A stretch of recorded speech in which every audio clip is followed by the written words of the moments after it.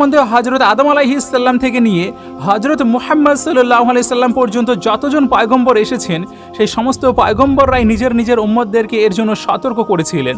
আর এটিকে কিয়ামত পর্যন্ত সবচেয়ে ভয়ানক ফিতনা বলা হয়েছে। দাজ্জালের কাছে শয়তানের শক্তিতে পরিপূর্ণ হয়ে থাকবে, দুনিয়াবী শক্তি তার কাছে সম্পূর্ণভাবে থাকবে, মানে সে নিজের হাতে করে এই পৃথিবীকে কন্ট্রোল করবে, আর তার মাধ্যমেই এই পৃথিবীতে এক প্রকার বিধ্বংস চালানো হবে।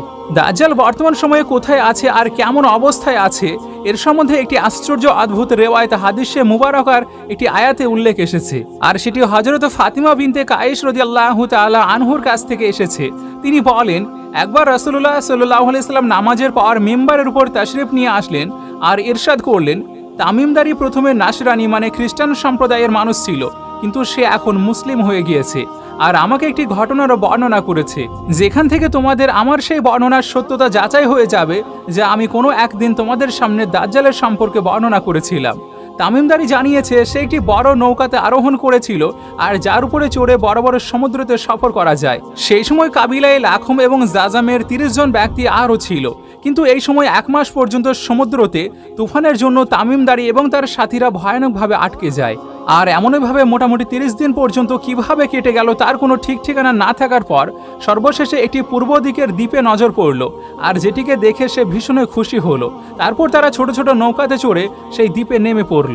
যখন তারা সেই দ্বীপে পৌঁছালো তখন জন্তুদের রূপ ধারণ করে একটি জিনিস তাদের চোখে পড়লো, আর যার সম্পূর্ণ শরীরে লোমে ভর্তি ছিল।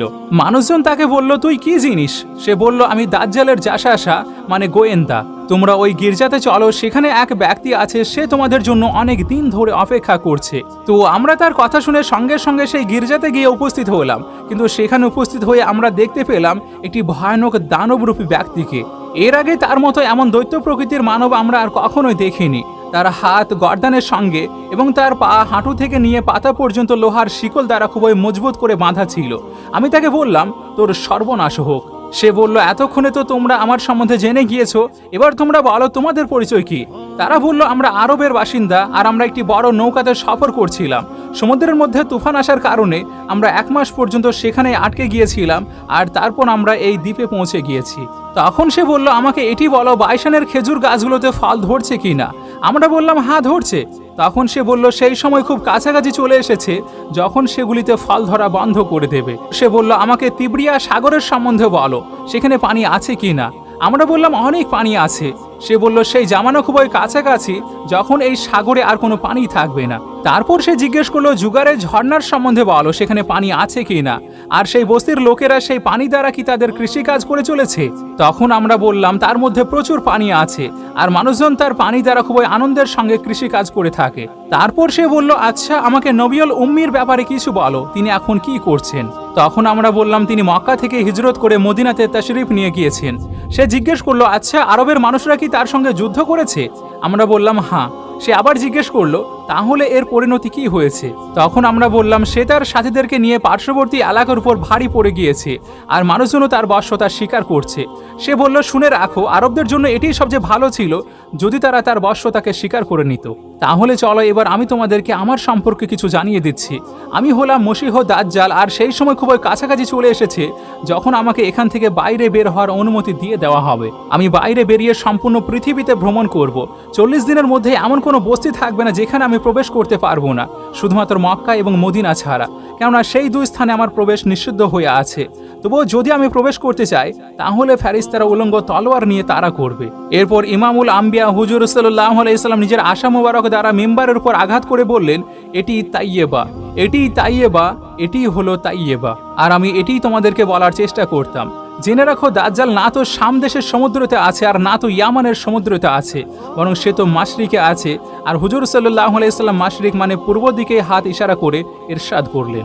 হযরত তামিমদারি রাদিয়াল্লাহু তাআলা আনহু এবং তার সাথীরা যেই দ্বীপে দাজ্জালের সঙ্গে সাক্ষাৎ করেছিলেন তার জ্ঞান আজ পর্যন্ত কারোরই হয়নি, কিন্তু এর সম্বন্ধে অনেক সমস্ত দাবি করা হয়ে থাকে যে সেই রহস্যময় দ্বীপ কোথায় আছে যেখানে দাজ্জালকে লোহার শিকল দ্বারা বন্দী করে রাখা হয়েছে।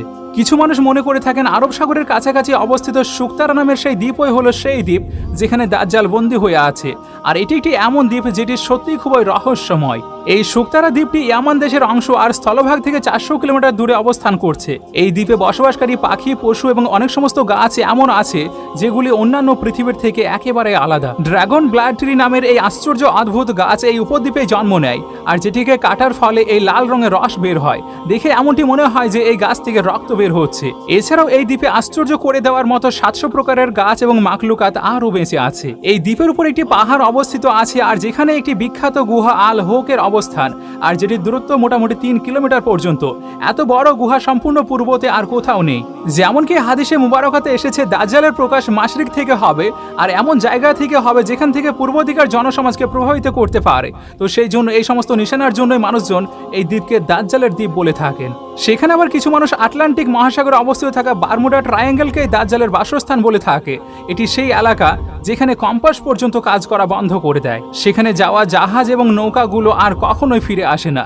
এখানে প্রচুর বড় বড় দুর্ঘটনা আগেও ঘটে গিয়েছে। এছাড়া বারমুডা ট্রায়াঙ্গেলে প্যারানর্মাল মানে ভূত এবং জিনদের সঙ্গে সম্পর্কিত থাকা অনেকগুলো ঘটনাও সময়ে সময়ে সামনে এসে থাকে। এই এলাকাতে বেশিরভাগ সময় সামুদ্রিক তুফান এসে থাকে, আর অনেক উঁচু উঁচু সামুদ্রিক ঢেউ চলতে থাকে। আপনাদেরকে জানিয়ে রাখি, বারমুডা সাধারণভাবে কোনো একটি দ্বীপের নাম নয়, বরং এটি একটি বড় এলাকা যার মধ্যে 300-র থেকেও বেশি বসবাসহীন এবং নিস্তব্ধ দ্বীপ অবস্থিত আছে, যেখানে মানুষ আজও পা রাখেনি। এর সঙ্গে সঙ্গে এই বারমুডা ট্রায়াঙ্গেলের উপর করে থাকা যেই রিসার্চগুলি, সেগুলিকেও পৃথিবীবাসীর সামনে প্রকাশ করা হয়নি। এমনটি মনে হয় যে পৃথিবীর মানুষদেরকে তার উপর শাসন করার কোনো অনুমতিই নেই। বিখ্যাত মিশরি পর্যবেক্ষক মোহাম্মদ দাউদ ইশার মতে, বারমুডা ট্রায়াঙ্গেলের একটি বড় অংশ দাজ্জালের দ্বারাই প্রভাবিত হয়ে আছে। সেখানে সে খুব ভালো করে নিজের একটি মহলও বানিয়ে রেখেছে, আর যেটি ত্রিকোণার রূপ ধারণ করে আছে। এছাড়াও তারিখে দাজ্জালের সঙ্গে সম্পর্কিত আরেকটি বিশেষ দাবি ওসমানিয়া নাবিক এবং জিওগ্রাফি রিসার্চার পিরি রাইসের কাছেও আছে, যিনি খিলাফতে ওসমানিয়ার সময়ে এই পৃথিবীর একটি নকশা তৈরি করেছিলেন।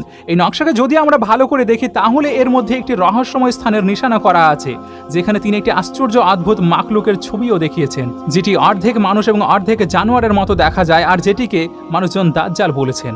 তুর্কির একজন বিখ্যাত মুসান্নিফ কুরশান বারকা নিজের একটি কিতাব দাজ্জাল দি অ্যান্টি ক্রাইস্ট লিখেছেন, দাজ্জাল একটি দ্বীপে বন্দী আছে, যেখান থেকে সে নিজের অনুসারী মানে আমেরিকা এবং ইসরায়েলকে তথ্য প্রদান করে থাকে।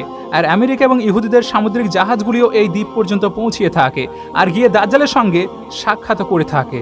কিন্তু এই জ্ঞান এতটা গোপন হয়ে থাকে যে আজ পর্যন্ত কেউ জানতে পারেনি যে এই দ্বীপ বর্তমান কোথায় অবস্থিত আছে। বারকা নিজের কিতাবে লিখেছেন, সেই দ্বীপ বারমুডা ট্রায়াঙ্গেলেই অবস্থিত আছে, কেননা সে বারমুডা ট্রায়াঙ্গেলের একটি এমন দ্বীপে অবস্থিত আছে যেখানে অনেক বড় একটি গির্জা পাওয়া যায়, আর যেখানে কোনো কাউকে যাওয়ার অনুমতিও দেওয়া হয়নি। যদি কেউ সেখানে প্রবেশ করতে চায়, তাহলে সেখান থেকে সে পুনরায় ফিরে আসতে পারে না। সেই জন্য এই দ্বীপ কোনো সাধারণ দ্বীপ নয়, আর এটি কারণ যে গুগল ম্যাপে আজও এই দ্বীপের কোনো লোকেশন খুঁজে পাওয়া যায় না। এর সঙ্গে সঙ্গে কিছু মানুষ এটি দেখারও দাবি করেছেন যে এই দ্বীপে আমেরিকার জাহাজগুলো প্রবেশ করে থাকে। ঈশা দাউদ নিজের কিতাবে লিখেছেন, দাজ্জাল সেই প্রাচীন সময় থেকেই এই জনমানবহীন দ্বীপে বসবাস করত, আর হুজুর সাল্লাল্লাহু আলাইহি সাল্লামের জন্ম পর্যন্ত শিকল দ্বারা বন্দী হয়েছিল। কিন্তু